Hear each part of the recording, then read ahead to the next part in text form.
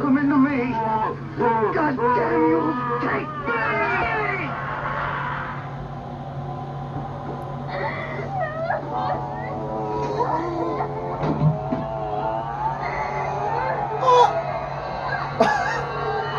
Oh shit! Oh, okay. She's dead. Oh shit, he's very dead. Rest in peace, my guy.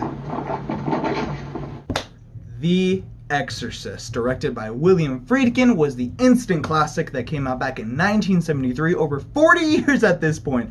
Oh my god, everyone's getting old. But it's actually a film that I finally watched in its entirety for the first time last night on my TV with my old ass DVD copy, like the early 2000s DVDs that were like nearly in all cardboard and had this weird kind of opening case. And apparently it's even the director's cuts. After finally seeing this practical myth and legend of a horror picture and seeing what all the fuss was about, what all the praise, what all the freakouts were about that my parents told me that they used to experience when they were little kids watching this for the first time, here is what I thought about the movie. So I know, of course, you all instantly would be saying, you know, why am I not in costume? This is clearly meant to be a retro review to celebrate the, you know, the festivity of Halloween. But fun fact for everyone, if you haven't paid attention, we're still kind of in the middle of a pandemic, and there's actually more people dying than ever. So celebrating Halloween at all would practically be me shooting myself in the foot and then shooting my dad in the foot, the chest, and the arm because he has asthma. So I literally was planning on dressing up like Cobra Kai or Miyagi-Do because I'm loyal, but I mean, I don't know what else to do. What else? How can I have the Halloween spirit around here? I got candy, I got a skull, I got an alien poster, a really cool alien poster that actually turned out to be super small, so it didn't really matter. And for safety, I got a little kitty cat. I have a black cat too. I don't know why I got Diego. Diego, you're useless. Anyway, though, like I was saying, it's really funny that when I think about this film, because I've actually, though I've seen it for the first time in its entirety in my life, as I said, my whole childhood and even teenage years, I've practically grown up with this film in ways that first, I did used to own a copy from what at least I remember on VHS. My mom was the one that specifically owned it and absolutely was terrified of the film but loved it at the same time. My parents told me the stories of how specifically Jaws and The Exorcist were like these practical, like, just cultural explosive films that everyone was talking about. But my parents would always bring the debate when I asked them, because, you know, obviously me being the Spielberg fan, I'm obviously a little more lenient towards Jaws, and I would usually prefer as my favorite, you know, a classic horror blockbuster. But my parents would dare make the claim that The Exorcist was literally something that had people literally losing their minds and freaking out over a little girl just staring at a screen for a few minutes. Like, it's absolutely insane watching it now in like a 40 years later, 2020, in quarantine perspective, that people would come up freaking out or just losing their minds, or people would just come like violently crying and shaking in terror. It seemed unbelievable that people would take a clear Hollywood film that seriously. But when you look up the footage, the early 1970s footage of the release of this film, my dad didn't do it justice. Everything my father was talking about was that and then some. People treated this like the coming of the apocalypse. What is it called in the Bible? The revelations were finally taking place. The cosmos were aligning and doomsday was on its way because Hollywood dared release a film about demons and possession. And since something like that, as though it seems so common now, wasn't really done before at the time, especially not even talked about in, you know, 70s or even like early 50s America that a lot of the parents came from, to see a film in, you know, hippie 1970s counterculture come out and just show like in all its rated R gory beauty, demons, possessions, exorcism, little girls literally stabbing their private parts. Oh my god, I sound like a pedophile talking about it. It's insane. It really is an insane experience that, honestly, looking back at it with that perspective, I 100% can understand. It'd be like the equivalent of like Endgame coming out for the first time and us seeing all the Avengers finally, or even the first Avengers coming out for the first time, and no one ever able to conceive a few years ago that something that big could occur. But 10 times fucking scarier, and with demons and little girls dying. So, yeah, maybe it's not a lot like Endgame. What kind of metaphor was that? So finally last night, you know, before Halloween comes, it's like, you know, I'm not really doing anything this Halloween, and I was going to be really bummed out. I was like, you know what? no better excuse. I was just gonna go watch The Shining, or even to watch Halloween that I watched for the first time a few years ago again. But I decided, you know what, this should be a time where I explore new horror, things I've never seen before that everyone has always told me I have to see, especially my own parents. And what better moment than to be with my little kitty who decided to join us and watch The Exorcist. I got the DVD out. I actually made some like bomb ass curly fries that we got from Target. It was really good. And I got some Ben & Jerry's ice cream and decided, let's watch this movie. So here is what I thought about the movie. So what's first actually interesting, before I actually get into the movie itself, I really want to talk about like the production or infamous production history this film has in the making of The Exorcist. So watching a lot of videos in my past about the making of this film before actually watching it itself, and I always remember keenly this Fine Brothers video of the teens reacting to classic 70s horror flicks, and them talking about the history of the production of these films. And one of them happened to be talking about how in the making of The Exorcist, apparently everyone was so terrified of the making of this, and making this film and casting the people and getting together to work on it, that people were just convinced that every possible little strange thing that happened during the set was possessed. That they fucked too much with the demon stuff and the strange, religious demon lore and cult stuff, that things just happened that they just couldn't explain. If I'm correct, even there was a point in the making of the film that like one of the rooms caught on fire and things would just break out of nowhere for no apparent reason that anyone could logically explain. Not even like a possible accident of someone just slipping it off or the winds being strong in the making of the set. Just weird stuff happened. Admittedly, that could have also been The Shining, because I know famously the hotel set for The Shining did burn down. There's a famous picture of Kubrick laughing in the burning of the set because he's a weird motherfucker. But it could also be with The Exorcist. I could be wrong. The fact was, people thought the set was possessed. So even in the making of this film, things were just already not right. People were already uncomfortable for the beginning. I even feel like the director possibly promoted that on purpose to even not just get the audiences already excited a bit, on the tense mode, thinking, whoa, what is he making? I think even the cast and the crew themselves, with the director telling them these strange things that no one could explain that was happening in the making of the film, that people were just naturally uncomfortable performing for it, which gave some of the best performances I've ever seen in a horror film. And that's what impressed me so much. Is The Exorcist scary? 100%. Yes, that's why people talked about all these years. Is it as scary as people claim? I'd like to say with the perspective of a 2020 young adult, recently in college, that has seen like every fucked up video on YouTube imaginable, growing up in a pandemic, not as much. What it is actually genius at is that I never expected is that The Exorcist isn't really like your classic horror film as people put it out, and that's why I think people still praise this film so much. It is, without a doubt, an extremely unique experience in horror. It's one of the most character-driven horror films I've ever seen in my life. I never thought the little girl that scared the shit out of me in my early years growing up watching YouTube videos, like those stupid jump scares with the little girl go ah on the screen, would actually be one of my favorite characters I've ever seen.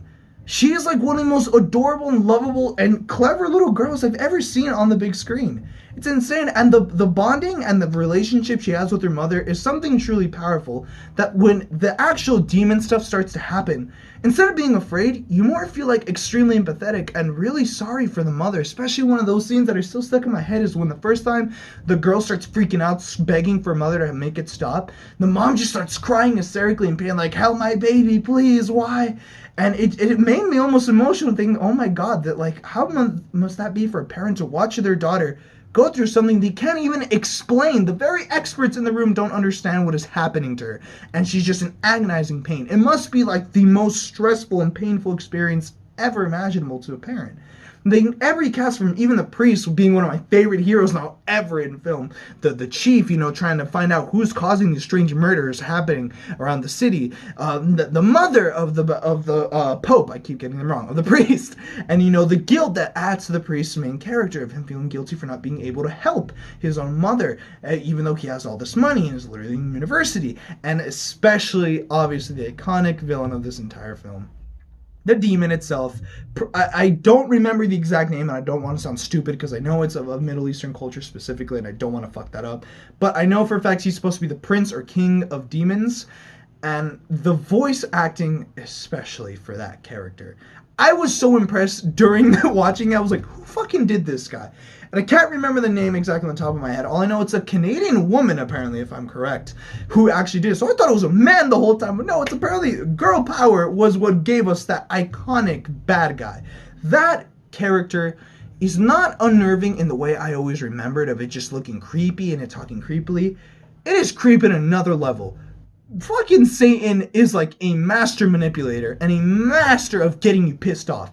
It's like literally all like what Star Wars taught you about letting anger get to you in a nutshell inside a little 12-year-old girl. Like, it is insane. Those scenes where the demon-possessed girl is talking to the priest and then getting into the mother's voice and just making him feel absolutely guilty for letting his mother down and thinking this is all your fault, you got her killed and you're a failure of a son, you don't deserve this, you're not ready, and just seeing him slowly get pissed, it's actually really uncomfortable that I always thought I'd be scared of the special effects of the girl, which by the ending it does. That scene where she comes out of the bed and the statue slowly appears behind her, holy shit, it's unnerving. But even the head twist and the vomiting stuff, watching it now finally in its full context, it is so absolutely terrifying and unnerving, but not for the reasons that everyone always talks about, which is my point. The film is so creepy and uncomfortable, not for the special effects, not for the creepy monster and the creepy spiritual stuff, but actually for the incredible characters and that the way they make you develop this connection and feeling for them, that when you see them in such uncomfortable and painful positions, you really start feeling and absolutely just getting this tense situation like, oh my god, this person I care for is like going through something terrible. The priest trying to tell a prayer, and then literally the iconic scene of where the girl just starts saying, oh, fuck God, fuck him, shove it up your ass, and literally stabbing the cross inside of her. We've always seen that all these years, especially if you go on YouTube, and people always talk about it, which is what I always thought was so funny, how so many like extreme religious groups like call it out for, oh, proof of being so blasphemous, it's insulting God, insulting religion and Catholics. Even though the whole point is that that's what that character wants. The devil is a piece of shit that wants to get the best of you. It will literally try to make you uncomfortable and piss in any possible way, no matter the cost. It's cinematic perfection. And that's one thing also that this film has, I think, done geniusly. The editing in it is incredible. And obviously, once again, I think a lot of the reason why the film isn't as scary as I thought it would be anymore, it's an over 40-year-old film, guys. I think we could give any film a break. King Kong is still an absolutely legendary classic film, but once it's literally past the 100-year mark, you expect it to be a little outdated. But the editing in this film and the way it's done, even for the scares, is what I respect so much about it. The best scares in this movie, like I said, are not the creepy imagery and the creepy little girl. It's the editing tricks, the weird fade-ins, the strange, and that now that I notice that it does the same effects as The Shining, the strange, pop-ups, where like the scene will change to like quick little pictures and images, almost like if it's trying to psychologically hypnotize you, with pictures of that creepy demon and of the weird painful shit that the girl's going through. It's just so well done that like I could go on it once again. It's another film that I could go on it for not hours, but the whole point of these kind of reviews is I want to show the appreciation and the genius that films of the past have done, especially more than ever. I think in a time like this, in a season that is usually everyone's favorite, especially mine without a doubt, that we can't really do much this year, especially for all those people from LA, I think more than ever, as creepy and uncomfortable as it is, we need films like this to appreciate good stuff and remember that, not everything in life sucks and not everything in life is just pain and paranoia of can you get infected at any moment, and actually enjoy scary things in a positive light. Learning about good stuff like confronting your fears, and once again getting to the religion thing that I brought up earlier. Strangely, as much as this film for years had the controversial, being blasphemous kind of tagline, I think, believe it or not, it's, as once being a Catholic myself, though I definitely am considered an agnostic for my beliefs, it's probably one of the most beautiful religious films I've actually ever seen. I'm serious. The way it talks about religion actually shows the positive things of the church and how they managed to help this little girl in serious pain, and how these characters learn to redeem themselves, especially the main one of the priest, finally learns to redeem himself and even sacrifice himself to save these people in pain through God. Is actually quite a beautiful and powerful message that it brings through religion, that it's even got me a bit nostalgic remembering as a little kid going to church with my family and even hearing about the Bible with my grandma. Incredible, beautiful things that, learning about God can do and the power it can do. And as evil and stressful and painful as times can get, especially with, things like a pandemic or, in this world, a creepy little demon trying to get the best of you, God almost is there to remind you like, hey, I'm still with you. You're going to be okay. No matter what happens, things will suck, but you're going to be fine. Don't listen to them. It's actually like a seriously beautiful message that I never thought a film about a possessed demon girl would bring up. So my camera actually just died, aka my phone just finally gave up, and I decided why not actually experiment and try here on my laptop. So, like I was saying, The Exorcist is the perfect comparison to what Jaws was, and it's perfect that I brought it up earlier in the review. The way Jaws influenced horror and the film industry will never be forgotten, and its influence is still clearly here 40 years later. The Exorcist did that for demon films, or ghost films, possession stories. Literally, just think a few years back with The Conjuring. All the other films, Paranormal Activity would not exist without The Exorcist. I'm sorry. Films strangely about demons possessing girls that are babies or the children of the house, doing weird stuff throughout the whole movie until the very big climax where they finally reveal themselves and usually murder everyone in the family. It's practically become a cliche at this point. And despite all those cliches that have come out ever since, none of them have beaten the masterful work that is The Exorcist. This film will not be forgotten, will not stop being talked about all these years later, and I am now proof again of another proud, let's just call it for the joy of the holidays, victim to its masterpiece. Obviously, this film is a 10 out of 10. This film is instant. It was an instant classic when it came out, and it's still a classic to this day. If you have not seen The Exorcist, please watch it. There's no better time to watch it than Halloween. This is literally perfect viewing. It is genius in all the ways you do not even expect. It's just so much you can talk about. So much that there even still is to talk about this film for the production history and the making of it, especially if you're a lover of film and even a lover and aficionado of horror. And I'm so glad I did it in a time, especially when I think we all need it. I had more than a blast watching this, and I hope you guys do too, even if you've already seen it.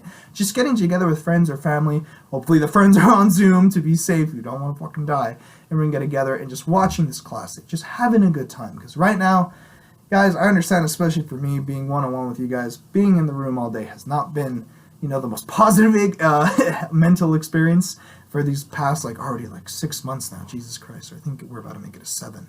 Really hope you guys have a great time this holiday season. Please, for the love of God, I don't know how many times I have to stress this, especially now, stay safe, because I'm hearing a lot of people, especially around my neighborhoods, talking about making Halloween parties.